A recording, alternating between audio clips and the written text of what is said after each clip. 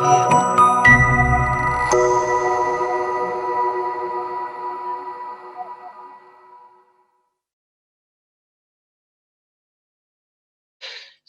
looking at my screen, you can check on your screen. The subject code is DCI1023. It's short from PT or Programming Techniques. Okay, you can read in what the synopsis and everything. I think you're a bit familiar with the course outcome term that is being used by all the courses. We have CO1, CO2, CO3. You don't have to worry much, but the purpose of this course is basically for you to achieve these three course outcome. CO1 is basically on knowledge, CO2 is on psychomotor, or known as your ability to actually type or use your keyboard to construct programs and so on. CO3 is basically, it's more the effective, which is we want to see that are you able to solve the given problem, which means without referring to notes that you have learned. Okay, so these three things, don't have to worry much. Okay, things you have to know. These are the chapters that will be covered in this semester. So you have control statements, which will go for 3 weeks. Then you have pointer, 1 week. Modular programming, or there's another term for this, functions, it's the same. So if you hear the word function, it's the same. So modular programming and function is the same. So that one you will be learning for 4 weeks. Arrays, this will be 4 weeks, and also file operations for 1 week. So you have 5 major chapters that you will learn this semester. Okay, before I continue further, if at all you can't hear me clearly, or if I'm too fast, or you have any question, yeah, please just ask. You can either type in the chat section, or you can just turn on your mic and just talk. So don't worry, it's not a very serious session. It's more on a communication where I share my knowledge and I teach you guys. At the same time, you guys ask questions and learn. Okay, so I'll just do a quick explanation of what are the chapters here. Control statements are basically something to do with selection and looping.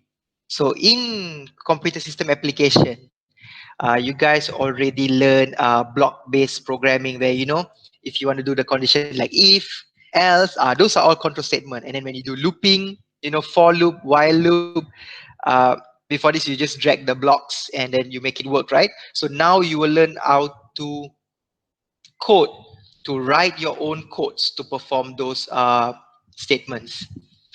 Pointer is basically, it's a variable that it points to another variable. That's why it's called pointer. So an item that points to another item. Okay, this is not so serious, but it's a bit difficult to understand. Third is modular programming. This is basically on functions. What function does?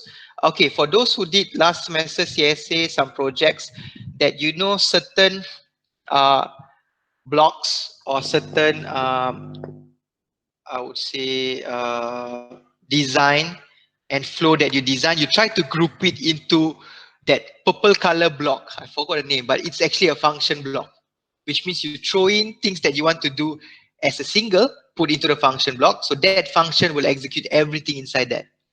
So that's on modular programming. Okay, and then arrays. Arrays is basically to do with storage. Rather than storing a little bit of variables, arrays allows you to store multiple data or variables in a single name. So this is basically another word is like a database. So it's like a database, and in computer system application, I'm not sure if you have tried Airtable, you know, things like that. Yeah, those are related to arrays. Okay, and then file operation. Okay, file operation. What you'll be learning is basically at this moment you will actually write a codes that run on your screen, which means your input in the screen, your output also will display on the screen, and then when you terminate or close your program, it will just end like that. But when you do file operations, you can export, which means you can actually save or transfer whatever data that you do on the application into a file. Okay, so that's we call file operations. So that's all actually. Basically, if you I would say kalau rajin lah kan, yeah, you can complete this entire course in what, 2 weeks, exactly 14 days. Yeah, can be completed. It's easy. So yeah, that's for the chapter. Okay, so I'll move on to the assessment. Okay, yes, the important part. How are you getting your marks? We have different types of assessment. The first type is quiz. It covers you 10%. Then you have your hands-on test. I think you guys are already familiar because last semester many courses implemented hands-on test, or it's also called midterm test or just test. So you'll have 2 hands-on tests, each for 2 hours, and it contributes the most marks, 15%, 50%. So this is already 30%. And then similar to your CSA, you'll have a mini project which contribute 20% of your marks. It is done in a group, okay? And for programming technique, you have final exam. So it's not like CSA, it's all just project. For this, you have final exam. So this is written final exam. But if we are running the final exam online, then it will be similar to last semester, like problem solving in other courses, which you can do it, and then you can submit it through online. Okay, so looking at this assessment, okay, what's easy, what's difficult? Okay, quiz supposed to be easy for you, 10%. That should be an easy mark, which means your quiz will be basically I'll give you through column. So it's a ABCD, multiple choice, which means suppose you can score high marks lah. So please don't miss this 10%. Your first hands-on test will be on around week 6 to week 7. So please take note, lock down your dates. 6 April. This will be your hands-on test.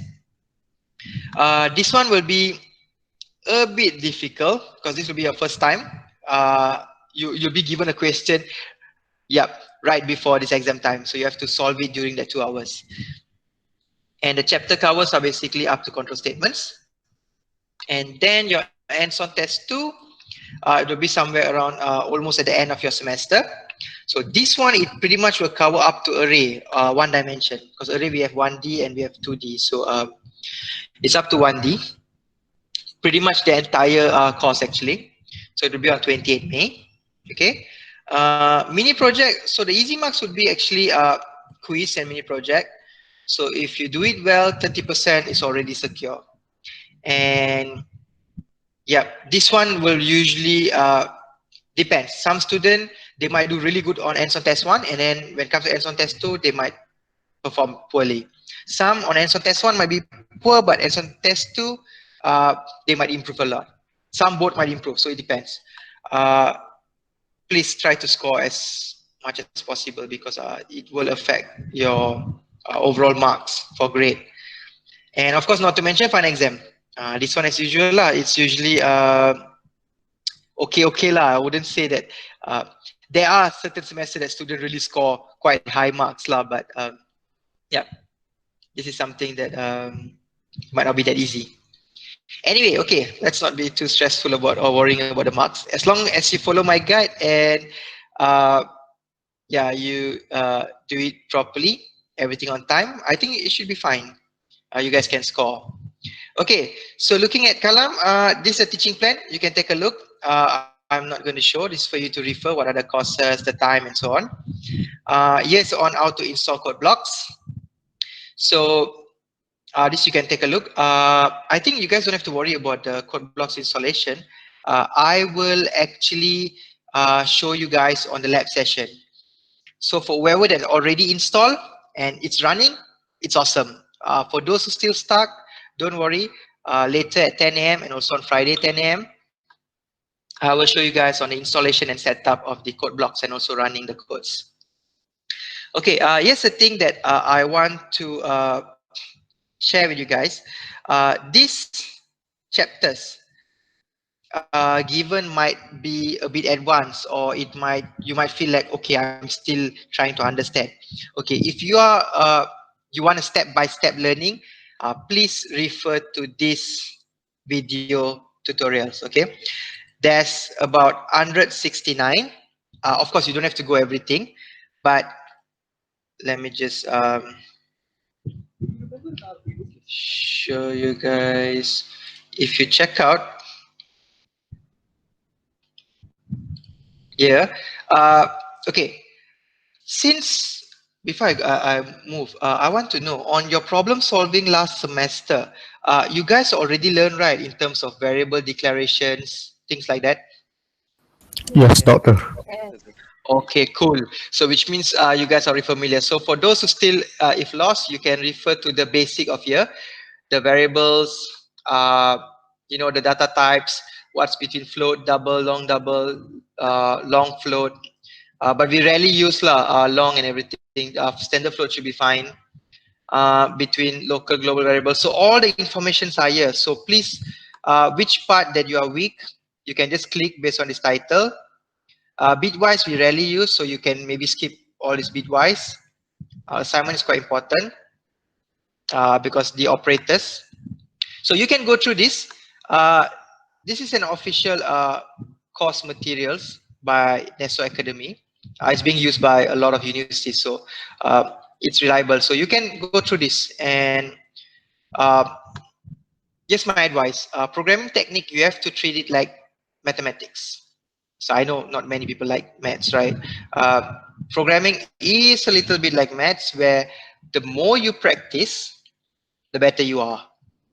Um, Similar to CSA, when you do blocks programming, the more you try, the easier it is for you. So reading slides, it won't help. You have to try it. So, yep. So feel free to go through this. For your notes, okay, it's in this link. All you have to do is click on that, and you can download all the chapters. So everything is there. It's complete. Okay. And then here are the tools. Okay, we have a discussion, but depends. If you want to chat there, you can chat there. But if you want a quick response, you can use our WhatsApp group. Okay, these are the tools that are available. So for programming technique, our main tools that I am going to use is basically code blocks, because it's easy to set up and you'll have less headache. So yeah, for our lab session, everything will be using code blocks.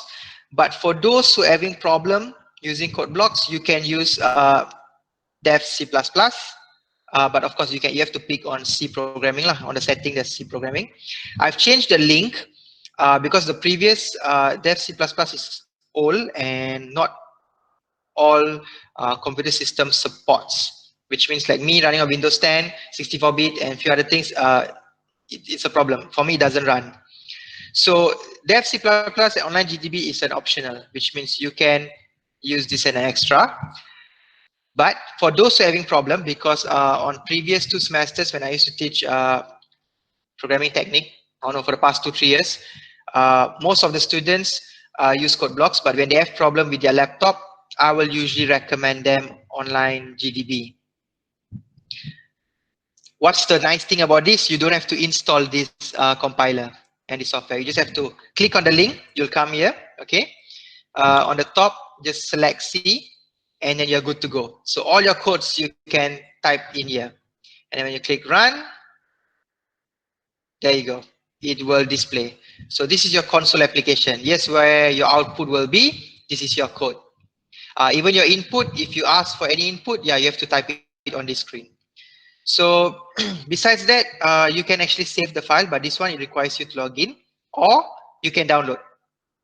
So whatever you type here, you just click this button and it will download for you the code. Okay. So for those who are having problem with your laptop, or you want to use it on your mobile, yes, please use the online GDB. For normal programmings and everything, please use code blocks. This one is dangerous because if your internet connection dies, or your PC crash, or your browser crash, and you haven't downloaded, yep, you're going to lose all these codes. Unless you log in, because if I'm not mistaken, yes, if you log in, then you can save as you go. Okay, so these are the tools. Feel free to explore. I'll try to show in the lab session. And then we have the academic calendar. Please take a look. This will tell you the session for this semester. We have 14 weeks, 7 weeks of lecture, 1 week of midterm break, and then continue 7 weeks of lecture. So you have 14.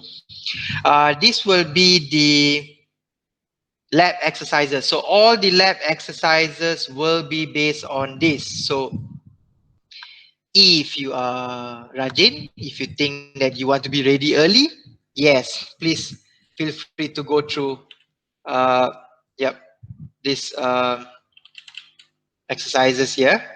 Okay, but don't worry, for the assessment for the exercise weekly, I will pick certain exercise only, but yes, the full one. Okay, now coming to the Kalam setup, you might notice there is some with, you know, dates here, right? This is for the other section. So for you guys, you just have to check this part,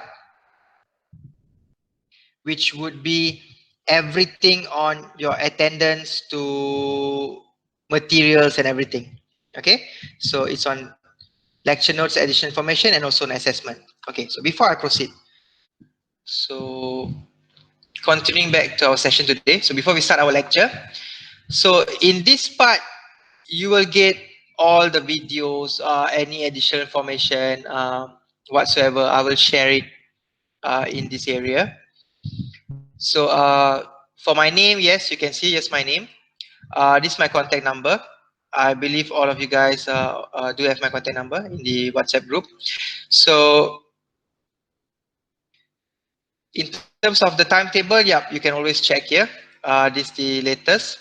And then for our online class, I've set this link. So basically, you don't have to wait for new links every session, which means for those who lecture session 01, for section 01, for lab 01B and 01C, you are using the same link.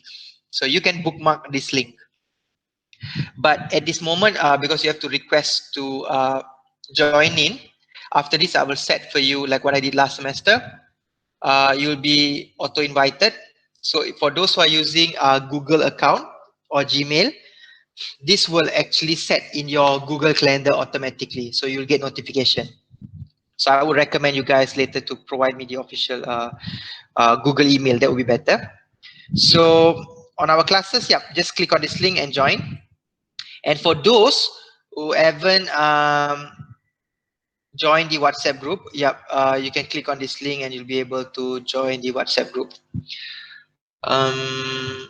Actually, I'm curious. We have 41. Yeah, we have more students than actually in section 1. So I'm not sure those extra are from other section, or you guys are so interested to learn programming technique. Anyway, welcome. Um, okay, so for your attendance, yeah, in this section, during your lab session, just click on it. Okay, moving to next in terms of the assessment.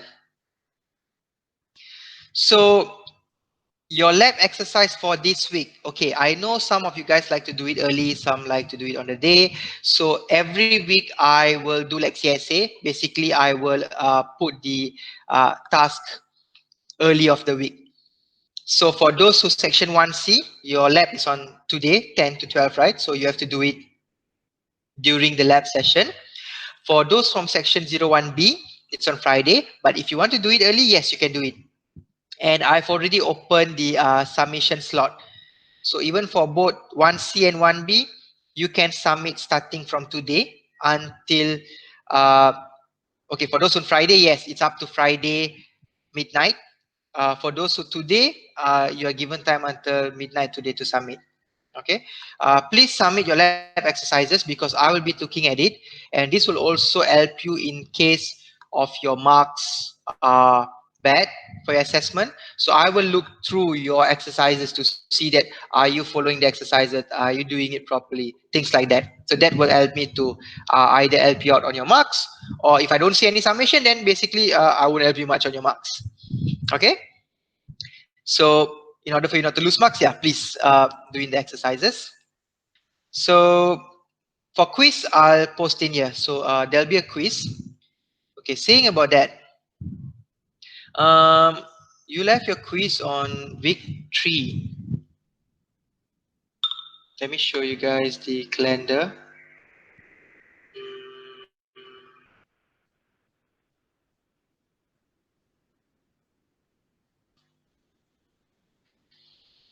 Okay, meanwhile, may I know anyone here in the column having problem to view the parts that I'm showing? Because I already actually put you guys in the group. So if there's anyone who recently joined section 1, please let me know, or else you might not be able to see all my posting.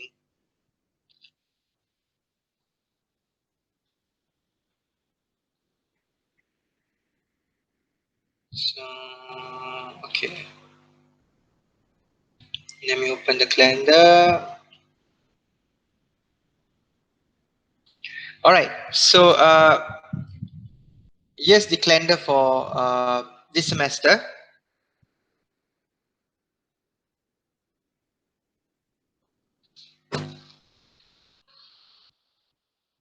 Sorry, I didn't on my video because my connection is kind of poor. So, and it also might affect your bandwidth.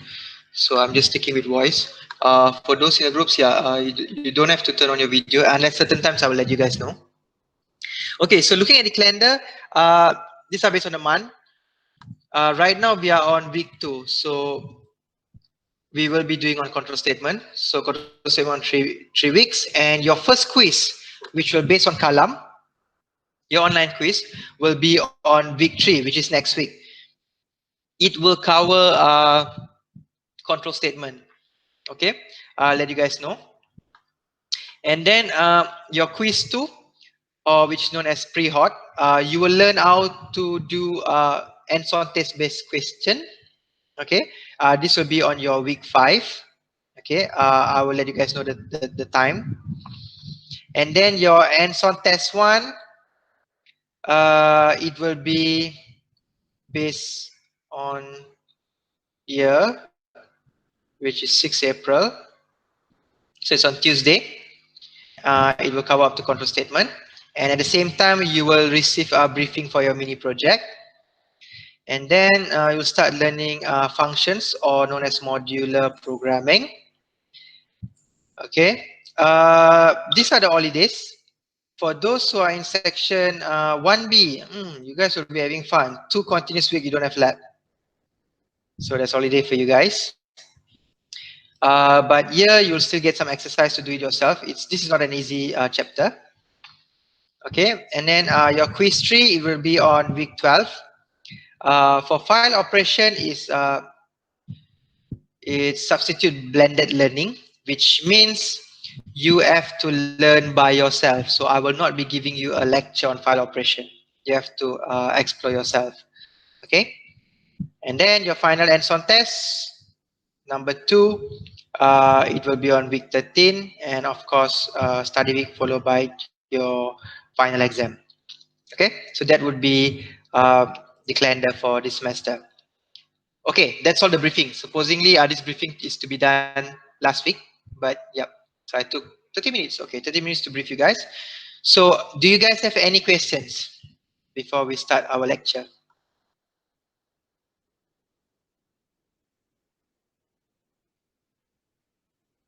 No.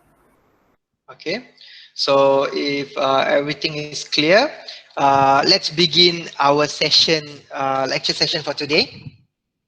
So as you can see here, because we are kind of a shortage of week 1, so we will be learning control statement for this week and next week. So we will complete control statement completely, and you can access the slide as I mentioned earlier in the column. Okay, so what's on chapter 1, control statement? Okay, we have 51 slides, but for today I will be showing you guys up to this slide number 30, which you will learn if-else statement, which basically control statement on decision making. So we have if-else, we have the multi, which is if-else, and so on. And then we have switch case statement. So these are the things we're going to learn today. All right. So next week we will do looping. So looping, it will be for next week. So the entire control statement will be ended next week. So we'll be on time lah. Okay. I won't go one by one on these slides. Why? Because it will be super boring. So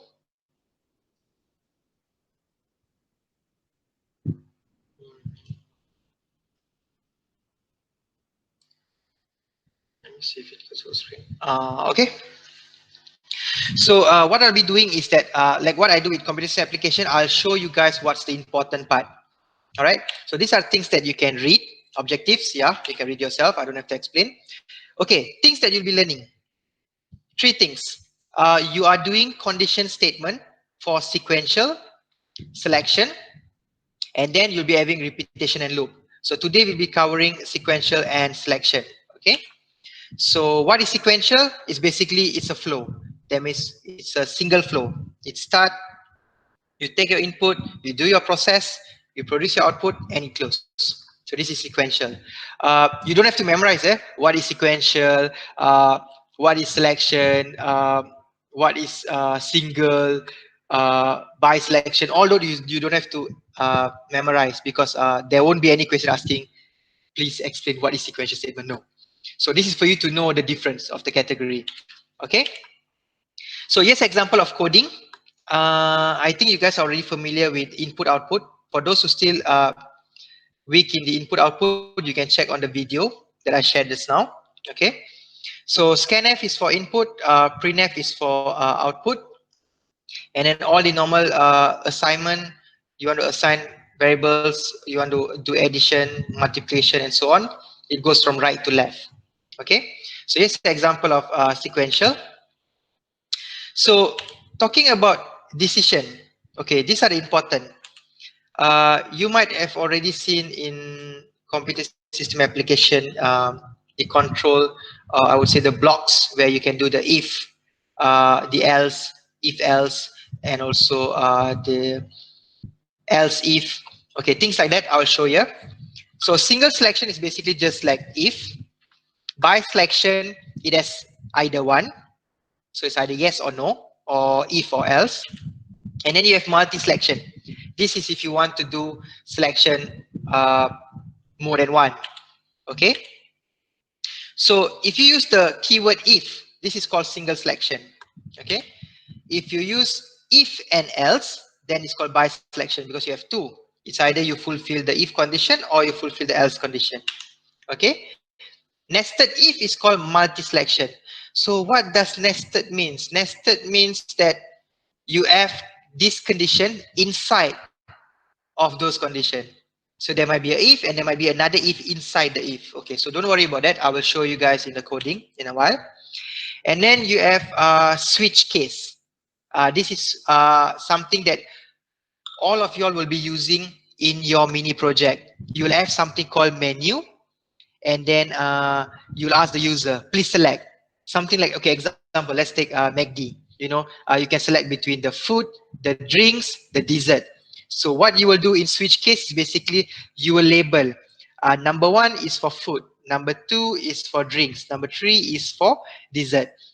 So that's where you'll use switch case, which means the user can select the number and that number will perform that specific task.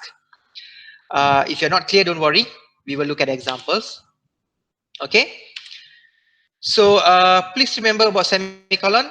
You have to put the semicolon after the if else statement, and also every single statement you have to remember, or else you might get an error. So here's an example. Okay. We have the flow of if statement. You put if, you ask, or you check what is the condition. Then if this is true, then only you will execute the codes inside the curly bracket. If it's not true, you will skip. Okay, so that's the logic. You can take a look at the flowchart on how the if condition works. If it's true, then you execute the statement inside here. If it's not true, you will skip. Okay, for if else is basically you will check the first condition. If it's true, you execute this and you will skip this thing entirely.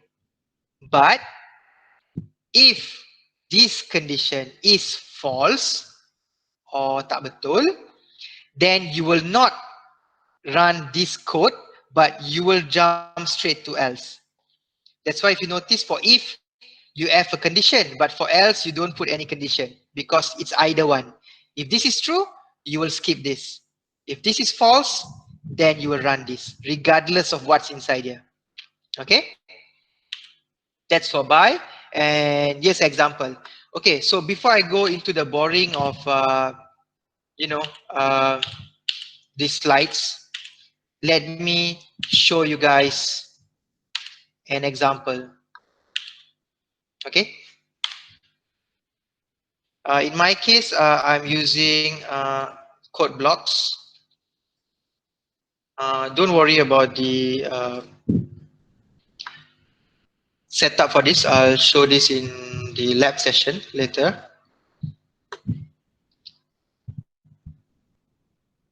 So when you launch your code blocks, because I have dev C++ as well, so this one I can just click this. Okay, this is what the interface will look like. Can you guys see?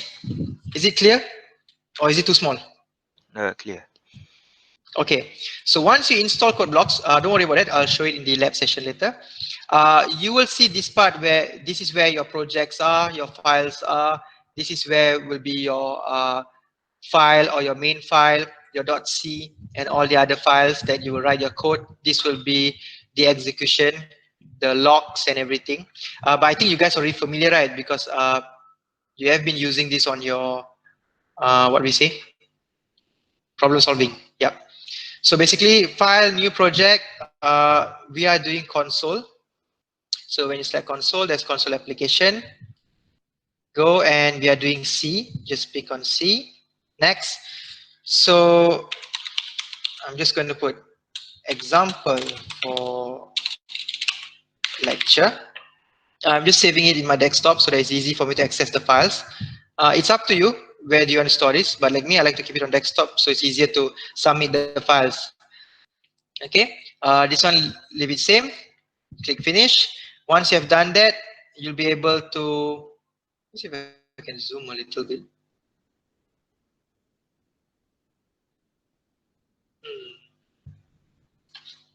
Suppose a positive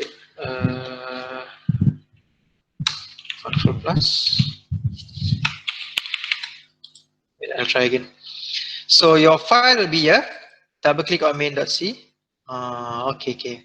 Now it works. Okay. So at main C, on a default, these are the libraries there. If you are curious what the libraries are for, you can just Google this and you can explore in here. So these are the libraries that are available. On default, it's only this standard. This is called standard input output. This allows you to do printf and scanf.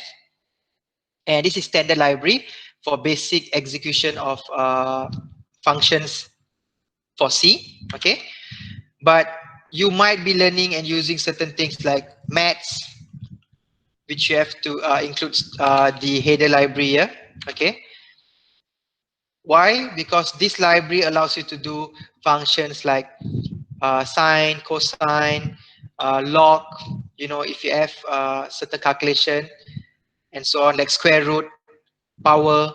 Okay, you click on this and you can learn how, say if you want 8 power of 3, this is the way to write it. Okay, and it will only work by including this. So what you have to do is just copy this and paste it here. So once you do this, automatically you'll be able to use all these functions that this library has, okay, or these header files. Okay, so that one is for you to explore. I'm not going to show much on that. So once you already create this file, there's of course the build, there is the run, but yeah, me, I'm a bit lazy to do one by one, so I like to use the quick function here, build and run. So when I do this, it will compile and it will display. This will be your output, and you can check Any errors, any warnings? Nothing whatsoever. So which means your program is free from error. Okay, so this is the output that is displayed, and then when you click any button from the keyboard, it will terminate. Okay, so coming back to this, so when we talk about if else, so I'm going to show you guys in terms of, let's say we want to check a number. Okay, so I'm going to print f. Okay, I'm going to ask the user to key in a number. So double quote, please key in a value or a number. Okay, so I'm going to ask the user to key in a number. Now I want to receive the input, so I'll be using scanf. Okay, so I want to ask, please remember every time you write statement, try to do this first, the semicolon, so that you don't get into errors.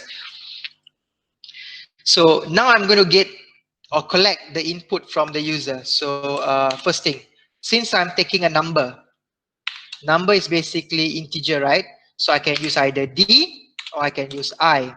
Okay, so D for decimal. So we are taking number, so there'll be a comma.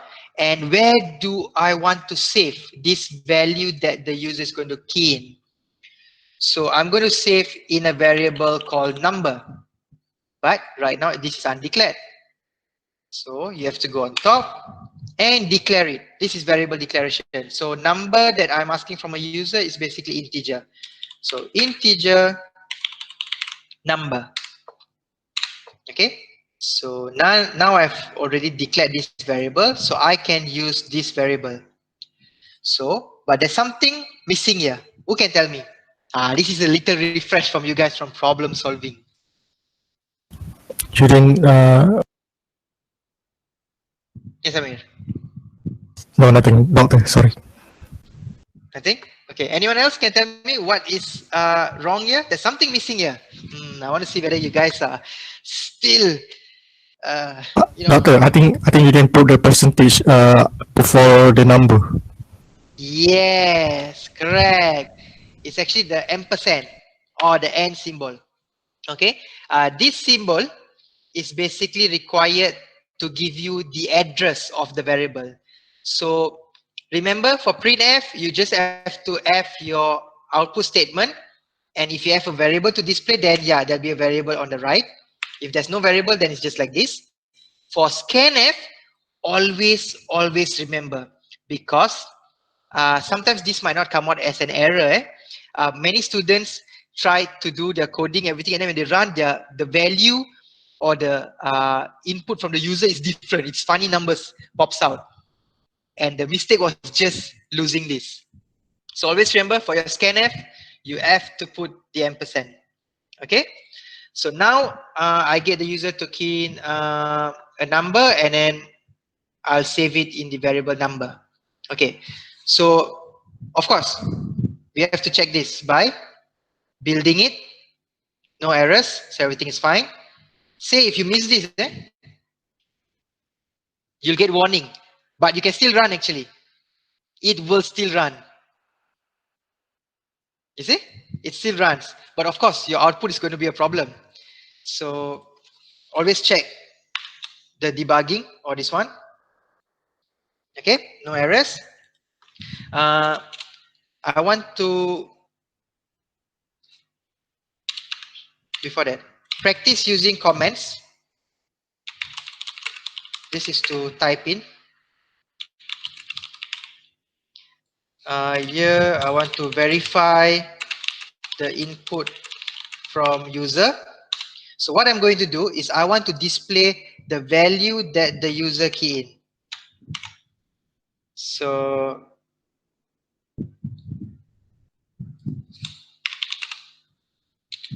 the value number entered, I'm going to display it here.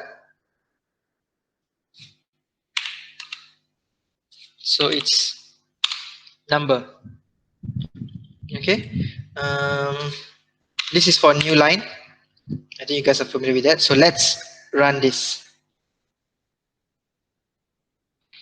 So when I click output, please key in a value or number, and I put 6, enter. So you can see the value number entered is 6. So I know that, okay, my program already received the number 6. Okay. So now, since it's already confirmed, that is correct. So what I'm going to show now is condition statement. Okay, there are already examples here, but I'm not going to give you the same example because this is for you to practice and check. So I'm going to show you my own example. So what I want to do is I want the user to key in a number and I want to check, okay, my control statement or my decision is I want to check that the number that the user key in, is it positive or is it negative? So I'll use the keyword if. What's the condition that I want to check? And if it's true, what do I want to do? And if it's not true, of course, I just keep it lah. Because what I want to show you guys right now is basically this single selection. Okay. So I want to check whether this is positive. So what should I write here? If number, which is basically the input that the user key in, number is more than 0. So I know if it's more than 0, it's positive. So I want to let the user know that that's a positive number. Okay. So yeah, you can use the Control C, Control V. Try not to waste your time on typing. Yeah, just copy paste. The number or value is positive. Okay. This is for a new line. So this thing, what happens is single selection. If it's true, it execute. If it's not true, it just ignore. Okay. So let's give a test. So please key in a value or number. If I put 9, the number is positive because obviously it's more than 0. Okay.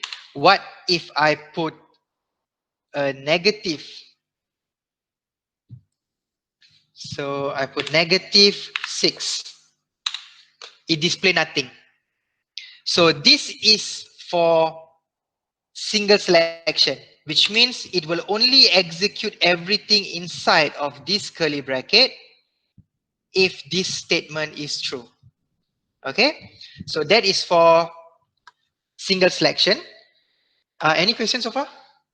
Or am I too fast, guys? Please slow me down if it's too fast. No, no. All right. Okay, cool. So that's for single selection. So now I'll show you on by selection, which means what if I want another condition? So I'm going to maintain the same, but I'm going to add from single to by. So else. So if this is true, it will execute this. If this is false, it will execute here. So the only thing I want to do is because just now, if I put negative, it doesn't tell me anything, right? So using by selection, I want to tell the user that if it's not positive, then it's a negative number. So by just adding this, when I run, please key in a value number, say it's 7. So the number value is positive. Okay. Let's try with negative number. So if I key negative 89, the number or value is negative. So this is how by selection works. Either one. It will never show both. This will be definitely either one. Okay. So let's move on to the next part.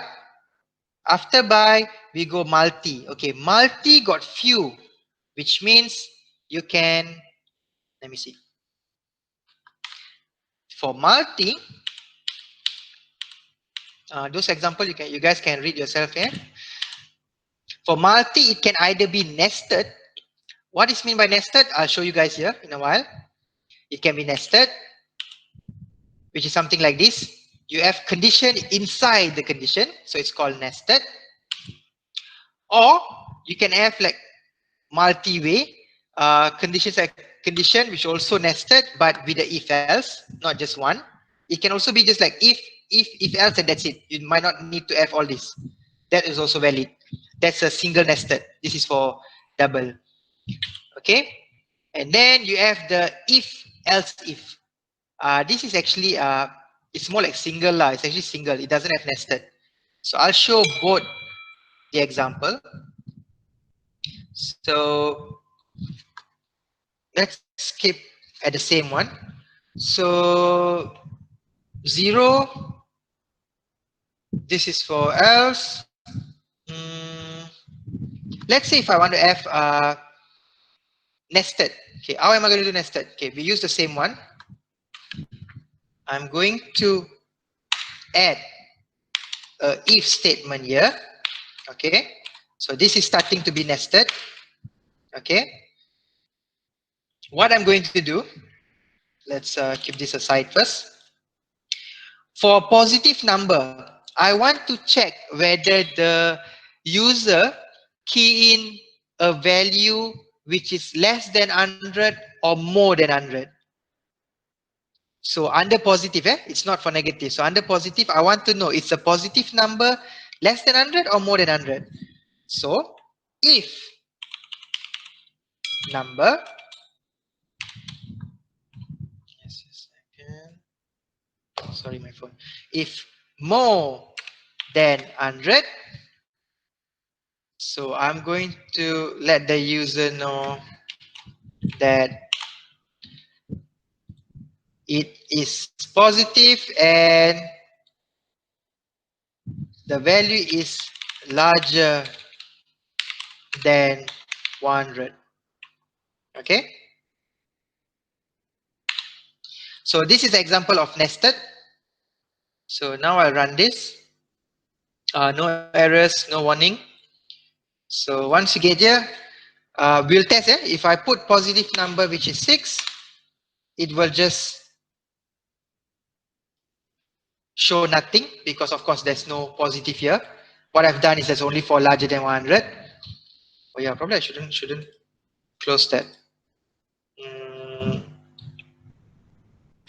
Let's keep it cool. So inside here, you still have this positive, and then not just that, we're also checking this. Okay.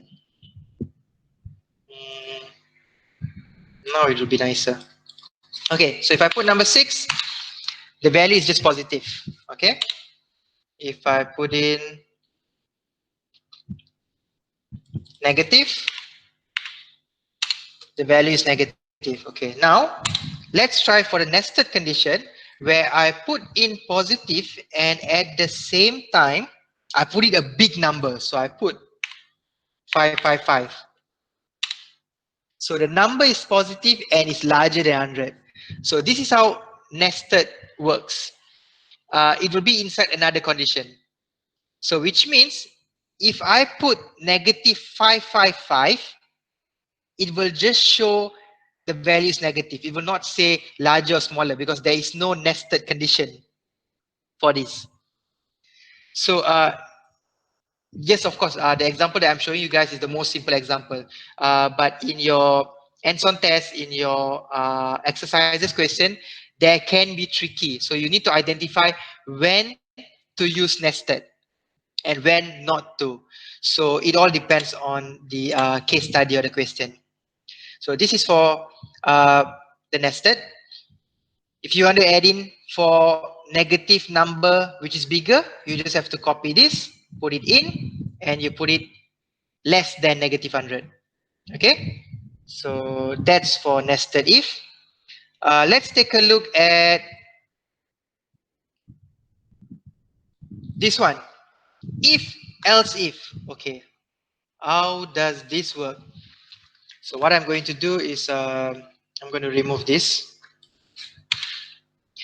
Before I continue, anybody has any question? ke confused ke, ada yang tak faham ke, terasa macam Tak ada. tak soalan? Tak ada? Okay. Alright. So if else this by selection or nested, it will only run either one of these. If this is true, it runs this, it will skip this. If this is false, it will skip this, it will run this. But for multi-selection on if-else if, it will check every statement. Okay? So let's see, what example can I do? Else if and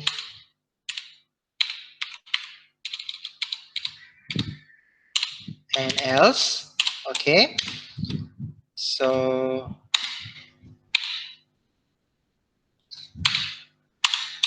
okay.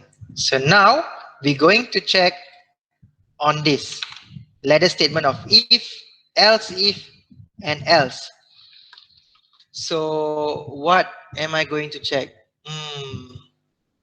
Positive for more than 0. Let's assume we're going to keep negative for anything other than these two. But here I want to check if the number is 0. If the user decided to put 0. So I'm going to copy this. I'm going to put it here. The number value is 0. With exclamation mark. Okay, so what happens in this control statement or decision? It will check first, is it more than 0? If it's true, it will execute this. And then it will skip this. But if this is false, it will check again on here. Is this true or not? Then it will execute here. If it's not, then only it will go to else. Okay, so this statement you will use if you have you want to do a condition where it's not yes, no, it's not 1 or 0, things like that. You have multiple or more than 2, then we will use this method. Okay, so let's give a test. So when you run, key in a value, so let's test with positive 8. So it's a positive number. And then we try for negative 8. So it shows it's a negative number. And then the user decided to, no, I don't want to pick any positive for negative number, I want 0. So it shows the number value 0. So this is for condition where you have to check 3 times. Or you have 3 separate conditions to do for positive, negative, and 0. So you can use if, else, if. Other than that, it's not restricted to only 3. If I think, oh no, I want to check specific number. Yes, you can do. You can add more. You can have if, else, if, else, if, else. You can have a lot of else if, doesn't matter. But as long you have different condition. So what I'm going to do, just to check number 8. You know, for Chinese, this is a Ong number, right? So we put, that's a very lucky number. Just for 8 only, So, you check for positive, you check for 0, and you check for negative. But this is you add just in case if the user decided to pick a lucky number of 8. So if you run, okay, I won't show the same testing as just now, it's the same. So let's say if I pick 8, it's positive. Oh, I forgot. Yes. Because it execute this first. So if I want to do that, I have to switch.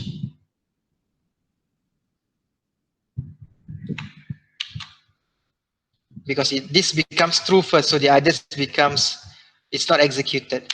So we put it here, and then we take this, we put it here,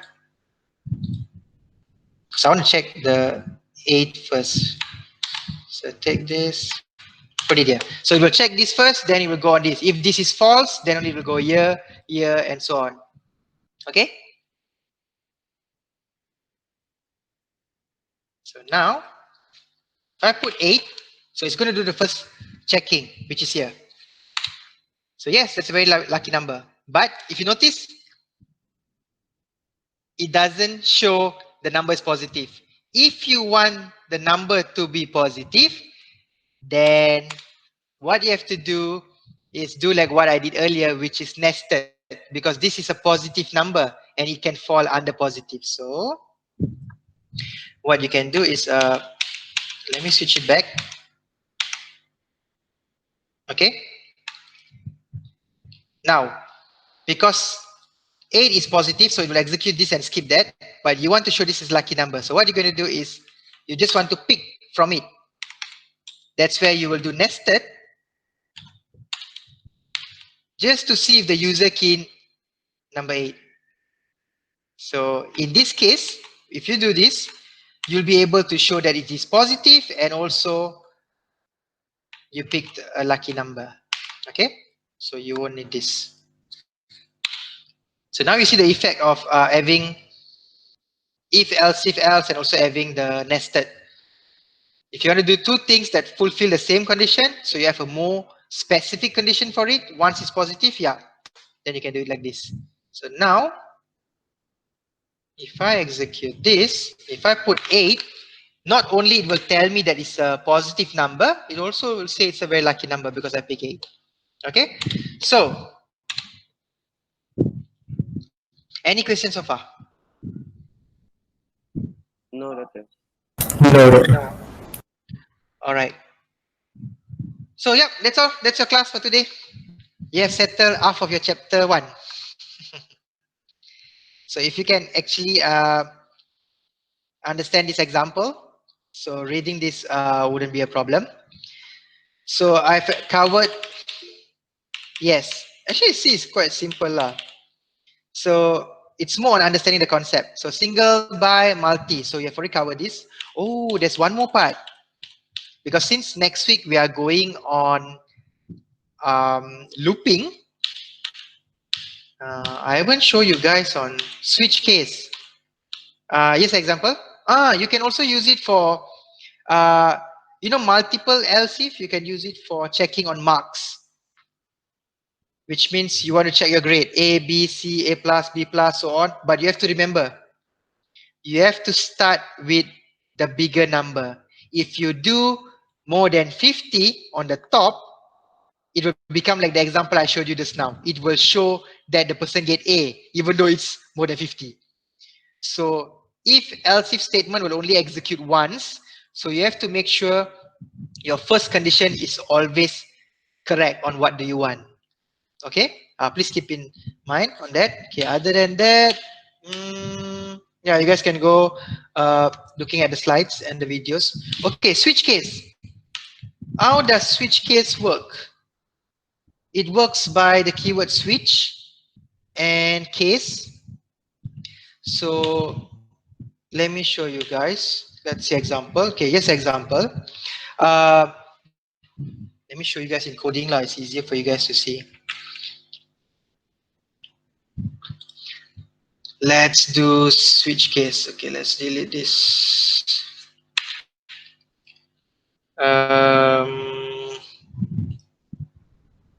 Okay, I'll show you an example that you might be able to use for your what I would say, your mini project, which menu. Okay, so please select a menu. Okay, which is number 1 for food, and then number 2 for drinks, and number 3 for dessert. Okay, just an example. And then we name it choice. So we get user to pick 1, 2, or 3. So we declare choice. Okay. So what we're going to do, we're going to use switch case. Okay, we're going to use switch case to perform this. So the keyword is switch. And what do you want to switch? Whenever you're not sure, please take a look at this. This is the syntax for switch. What is the variable that you want to check for switching? And what do you want to execute based on the value of that variable? Okay. So what I'm going to switch is basically choice, because that's the uh, variable that I'm saving. Okay. So as usual, curly bracket, and then you'll have case. Okay. So case is basically, keep in mind, switch case can only be done for character and number. What do I mean character and number? You can Google. Yeah. Switch case in C. Okay. Programmist is one of the best one. Tutorial points are another best one. So you can refer to them. Okay. So it allows either character or number, integer. Okay. So yeah, you can Google and always explore that. So in our case, case 1, what do you want to do? In my case, I just want to, of course, in your project, you'll be doing this with a function. Since we haven't covered function at this moment, so I'm just going to show you how it executes. Number 1, or choice 1, number 1 lah. Okay, and then you'll have another statement called break. Okay. This one you need to memorize lah. So you have a case, you have what's the statement, and then there's a double dot. What do you want to do? And you are required to break, or else it will run everything. And this is if someone decided to pick other than the default. Okay. So we have 3. So we have case 1, case 2, case 3. We just want to tell them that you have selected the menu. Yeah, so nice to write the word number. Menu. This is a bit better. Okay, so it will execute this. Switch choice. Okay, let's give a try. When you process, please select a menu. 1, 2, 3. So select 2. Menu 2 is displayed here. Okay. So if I select 1, it will show 1. Let me make it nicer. /n is for new line, which means it creates a new line. It's a better formatting. Keep in mind that you can do your formatting, like this. The input cursor is blinking here, right? If you think that's ugly, of course, you can put the /n here. And what happens is that the input cursor will blink at the bottom, at the new line. Okay? So, menu 1. Okay, what if I decided to select something normal lah kan, kita programmer, kita user, kita suka kacau sistem kan. So when they say select 1, 2, 3, we like no, I don't want 1, 2, 3. I want something that's not in the menu. I'm going to take 5, give me 5. Yeah, if you do like that, nothing happens because it's not in the case, right?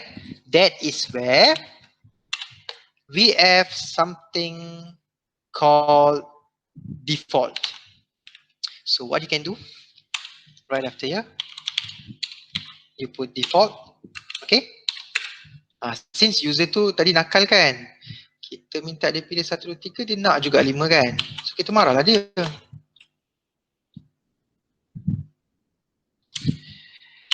Make it yourself. We don't have that menu kan. So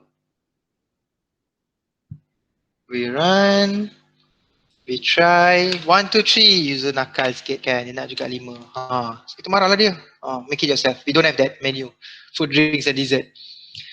So that's an example of switch case. Default is for something. It's a I would say, what do we say? It's a statement that you check either. I mean, not either. Other than this intended condition, if they put -1 or 0 or they put alphabet, A, B, C or this, it will fall under default. Okay, but of course lah, don't be like me lah. Jangan marah macam tu kan. Please try again. Incorrect selection. Kita programmer, kita kena baik. So we tell them nicely. Okay. So no errors. All right. So this is for switch case. So it depends how you want to use it, which means if certain part you want to do it something like menu selection, things like that, then you can use switch case. If you just want to check condition, yeah, you can go for the if else. So of course, if you ask me a question of okay, bila kita nak guna which one, it depends pada situation dan case study. Macam tadi, there's one example that I put positive number and I also put number 8 kan. If I just put in a single line of by selection and above or multi-selection, I will not be able to execute both positive and number 8.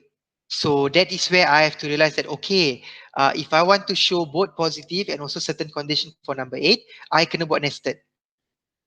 So that is how the nested works lah. It depends on your situation of what do you want to do. Okay. So all right, that's all for lecture session today, which we cover, yes, up to switch case. 30 slides done. So enjoy reading the 30 slides. Next week we will go on loop or repetition.